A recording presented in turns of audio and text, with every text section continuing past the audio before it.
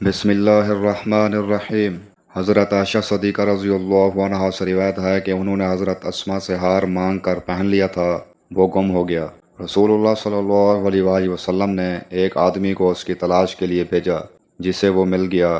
پھر نماز کا وقت آ پہنچا اور لوگوں کے پاس جو ہار کی تلاش میں گئے تھے پانی نہیں تھا۔ لوگوں نے نماز پڑھ لی اور رسول اللہ صلی اللہ علیہ وآلہ وسلم سے اس کے متعلق شکایت کی۔ بس خداوند تعالیٰ نے تیمم کی آیت اتاری، جسے سن کر اسید بن حضیر نے حضرت عائشہ رضی اللہ عنہا سے کہا، اللہ آپ کو بہترین بدلہ دے۔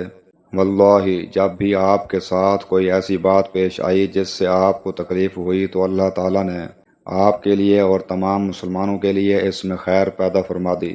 صحیح بخاری حدیث نمبر 336۔ سعید بن عبد الرحمن بن ابزہ اپنے باپ سے نقل کرتے ہیں کہ ایک شخص عمر بن خطاب رضی اللہ عنہ کے پاس آیا اور عرض کی کہ مجھے غسل کی حاجت ہو گئی اور پانی نہیں ملا، تو میں اب کیا کروں؟ اس پر عمار بن یاسر رضی اللہ عنہ نے حضرت عمر بن خطاب رضی اللہ عنہ سے کہا، کیا آپ کو یاد نہیں جب میں اور آپ سفر میں تھے؟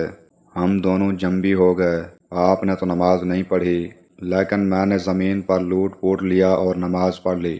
پھر میں نے نبی کریم صلی اللہ علیہ وآلہ وسلم سے اس کا ذکر کیا تو آپ نے فرمایا کہ تجھے بس اتنا ہی کافی تھا، اور آپ نے اپنے دونوں ہاتھ زمین پر مارے، پھر انہیں پھونکا اور دونوں سے چہرے اور پونچھوں کا مسح کیا۔ صحیح بخاری حدیث نمبر 338۔ عمران بن حسین خزاعی روایت کرتے ہیں کہ رسول اللہ صلی اللہ علیہ وآلہ وسلم نے ایک آدمی کو دیکھا کہ الگ کھڑا ہوا ہے اور لوگوں کے ساتھ نماز میں شریک نہیں ہو رہا ہے۔ آپ صلی اللہ علیہ وآلہ وسلم نے فرمایا کہ اے فلاں، تمہیں لوگوں کے ساتھ نماز پڑھنے سے کس چیز نے روک دیا؟ اس نے عرض کی، یا رسول اللہ، مجھے غسل کی ضرورت ہو گئی اور پانی نہیں ہے۔